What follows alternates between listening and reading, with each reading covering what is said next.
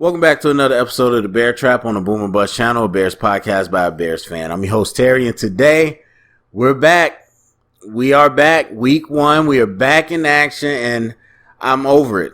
I'm already over it. I'm sick and tired of it. I have so much to say, so much to talk about, a lot of things I want to hit, but I want to start off with this.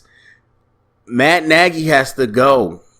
I've never seen a team so consistent.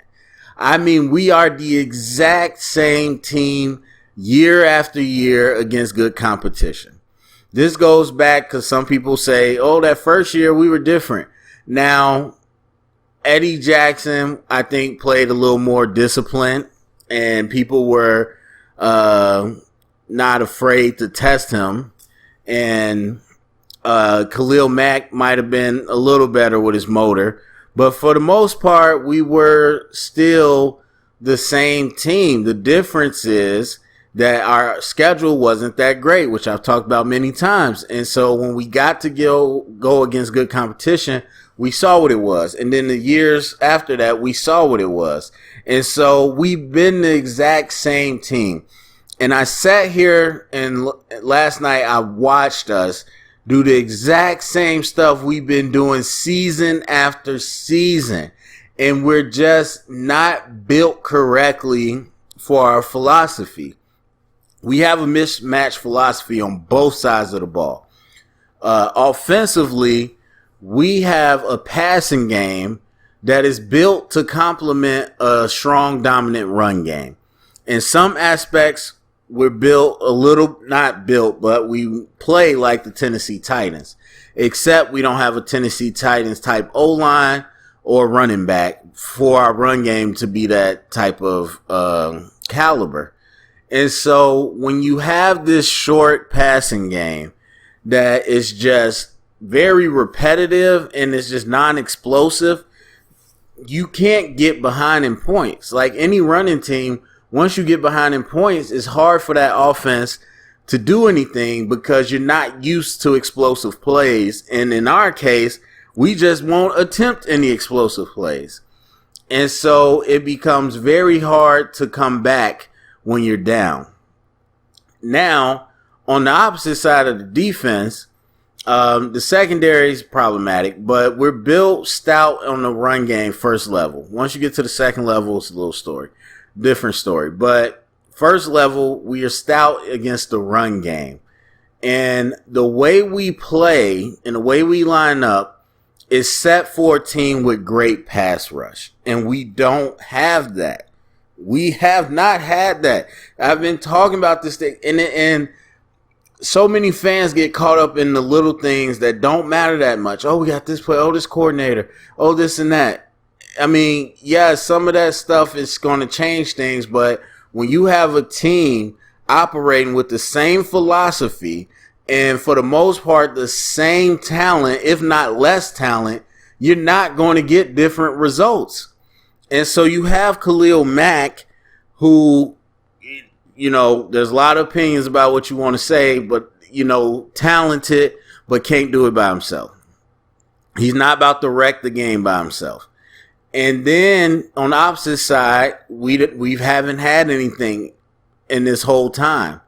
And on the interior, while we're really good against the run, we're just not pass rushers. And so what happens is, even when you have more talent on the team, what happens is the secondary gets caught in the middle of that.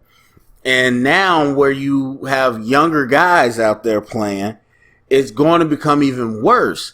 And so what I told you in the offseason, when I said, look, if they're messing up calls and communication right now and quote-unquote vanilla coverages, what do you think is going to happen during the year? We're going to have coverage bust. And we saw that multiple times against the Rams. And that's not the young corners. That's the veteran safeties, including Eddie Jackson. And so that's going to happen. But it's also allowed to happen because we don't have pass rush. Now, in the run game, it's the same old, same old. If you get stopped at the first level, we're good. Once you get past the first level, it's an issue. No disrespect to Roquan, And Alec Ogletree, I think, is playing a lot better than expected, even though he's got some concentration issues. But still, once they get up on our linebackers, it's done. And our safeties ain't helping. I don't know, these people really just want to defend Eddie Jackson, but you need to watch that tape. That man wants no part of contact, no part of the run game in tackling at all. And so, and then I already, pointing out in the preseason where that touchdown was given up because it's terrible angle. He wants no part of the run game. And so when we get past the first level, or when offenses get past the first level, our run game or our run defense is a different story. But for the most part, we're going to stop you up front, and that's fine. So it's been the same thing all these seasons. And last night was no different. It was the exact same crap all over again. And I guarantee you, when we get to the film, you're going to see curls. That's all that is Matt Nagy's jam. All we do is run curls. And I said Matt Nagy needs to be fired because I don't care about that guru stuff. People keep talking about that. That's the media. Matt Nagy, none of them came out and said, yo, I'm an offensive guru. No one said that. But you are an offensive-minded coach. You are somebody that's supposed to have been innovative. And yet, all we seem to get is funky-looking formations to run out of that aren't ever really effective. A bunch of trick plays that never worked. And then, passing-wise, it is the most bland passing game I've ever seen. And I ain't talking about excitement. I'm talking about execution. I've said this many years, if you've been following me, because we keep doing the same thing. Curls it's an issue because, A, you're not going to get a lot of yards. If you're trying to run a deep curl at 15 to 13, it's going to take a lot of time. Most time we don't have that type of protection. And even if you do, or whatever, you run a 9, whatever, those are problematic throws because it's going to be highly contested and it's very easy to intercept. It's not like we throwing low curls. If you throw a timely curl and it gets on that on a receiver and they drop it, which we've seen, and it goes right off their hands, that's easily intercepted. Or they catch it and it's easily tackled. We're running an offense like we have a bunch of Tyreek Hills where they're so scared of our speed, they're going to fly off. And then after the catch, he's going to go crazy. And I'm not saying Allen Robinson's not good with the yak. We'll see what Mooney can do. Goodwin. Kmet. Not saying they don't have yak ability. But the point is still that once you run these curls and teams know you're running it, all they're going to do is what the Rams did. They're going to sit on it. They're going to sit on it all day. And even when you get completions, you're going to get stopped and 2 drops and the drive is over. And so we, in the secondary on the defense, we can't stop them from being explosive, especially a team like the Rams where they run out of bunches. They do a lot of crosses. They do things down the field. We're not going to be able to stop them. And when we don't, the offense cannot afford not to convert third downs. And that's exactly what happens. Now, some of you will say the run game was so much better. And what was it? Dave Montgomery. And look, I've always said props to Dave Montgomery on his physical ability. His vision wasn't great last year. We'll see what it is this year once we get to the tape. But, and we'll see when we get to the tape. But my strong suspicion from what I'm looking at, the reason we were running like that is because the Rams were not concerned with the run game. The Rams were, first of all, they have all these hybrids, but they essentially had nobody in the middle of the field. They essentially took the second level away. And so whenever we got past the first level, we were already up on safeties because you got David Long, a tweener linebacker safety, West Virginia. You got Taylor Rapp, who was kind of a hybrid at Washington. You got Ramsey coming back to the star position, which he played at Florida State as a hybrid. Really, they were playing all perimeter. You had like one guy, Kenny Young, who's you know, I mean, they say he's 235. I don't think he is, but he's always been an athletic linebacker. He's sitting in the middle. You got three guys most of the time inside the interior. Sometimes you got somebody walk down on the edge, so it's four. But for the most part, you don't have a lot over the middle. And because they were ready to play anything on the perimeter in the pass game, and they were ready to shut down anything bouncing outside. And they gave up the middle of the run game, or they gave up the gaps in the middle. And we exploited that a couple times, but they knew we were not going to run the whole drive. Granted, there was a big run early, and we made some moves down the field, but they were essentially saying, we're going to sit, let you throw underneath.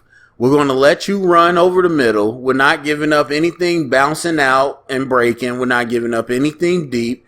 And you got to beat us that way. And it was a great recipe for, well, we're not going to be able to do that. Now throw on top of that the pass rush, which honestly I think our offensive line did way better than I expected. And again, I can't wait to get to the tape. But eventually you get to the point where Aaron Donald's going to do his thing. And him and the rest of the team, or the rest of the D-line as well, they're going to be able to move the pocket against our O-line. So just overall, it's the exact same schematic. It's the exact same philosophical issues every single year. And it blows my mind that there's just no change. There's no change up in the offensive approach. And I wouldn't say no change in the defensive roster, because we did change for the worse. And so now we got these young guys that, like Christian, I don't even know who that is. Like, Shelley played the entire preseason, and then Christian started at nickel. So, I don't know. It's going to be rough. It's going to be rough with the secondary, especially with no pass rush. Same story. It's going to be rough with the passing game, trying to run all these curls and getting the run game started. That's the same story. So, there's that. That's the biggest thing. Jump into the Justin Fields in that. I don't like the feeling I initially have is I don't like it. Now, I'm not saying it doesn't make sense or all that, but just how it hits me, I don't like it. But thinking through it, and I've said for years that I thought we're going to move towards a more two-quarterback system, in the sense that they're going to use younger quarterbacks in the red zone. Because a lot of these young quarterbacks come from spread. They're faster. They aren't developed yet, and so they're going to try to use their legs. We've seen Trey Lance them do this a bit. We've seen them use Jalen Hurts a little bit like that before he became a starter.